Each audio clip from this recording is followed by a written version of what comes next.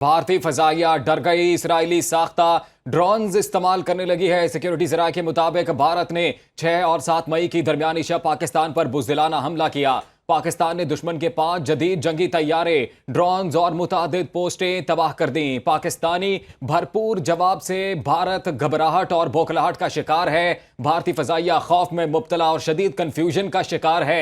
भारतीय फजाइया दोबारा हवाई हमले से कतरा रही है। 7 और 8 मई की दरमियानी शब से भारत इसराइली साख्ता हैरप ड्रोन्स भेजकर बुज़दिलाना कार्रवाई कर रहा है। बिल्कुल, भारतीय फजाइया डर गई, इसराइली साख्ता ड्रोन्स इस्तेमाल करने लगी। सिक्योरिटी ज़राए का कहना है कि भारत ने 6 और 7 मई के दरमियानी शब पाकिस्तान पर बुज़दिलाना हमला किया। इसी हवाले से बात करने के लिए हमारे साथ मौजूद हैं सिंध के सीनियर वजीर शर्जील इनाम मेमन साहब। सर, बहुत शुक्रिया वक्त देने के लिए। सर, बताइएगा कि जंगी जनून में मुब्तला मोदी पूरे खित्ते को जंग के दिहाने पर ले आया है, क्या कहेंगे आप? Narendra Modi, before the Prime Minister, he was not allowed to travel to United States of America.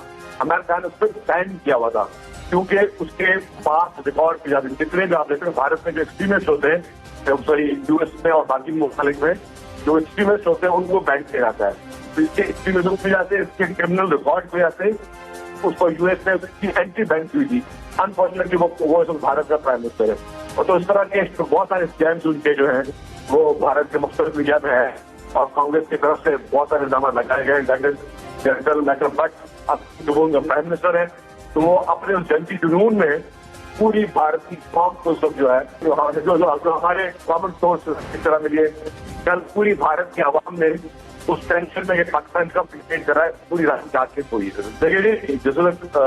Good sign और समझता हूँ कि यही एक जिम्मेदार पॉलिटिकल पार्टी का भी काम है और जिम्मेदार नेशन का भी काम है कि आपसी इख्तलाफा जिससे उसके सारी उम्र पड़ी एक दूसरे को हम बुरा भला भी कहते रहेंगे, लेकिन जब मुल्क की बात हो, कौम की बात हो, हम सब एक आवाज गुड मैसेज नेशनल असेंबली और कल आपने फिर होगा के people's MQM Jamaat Islami ANP के साथ जो है कल चीफ मिनिस्टर साहब उसको हेड कर रहे थे। यही बेसिकली मैसेज होता है कि चले हम सब एक दूसरे को बुरा वाला बोलते हैं, जब कौम का कॉल आता है, पाकिस्तान की बात आती है तो पूरी कौम एक हो जाती है। तो हमने एक कौम होकर जो है वो यकजहती का सबूत दिया, किसी भी प्रोपेगेंडा का शिकार ना हो, स्टे यूनाइटेड।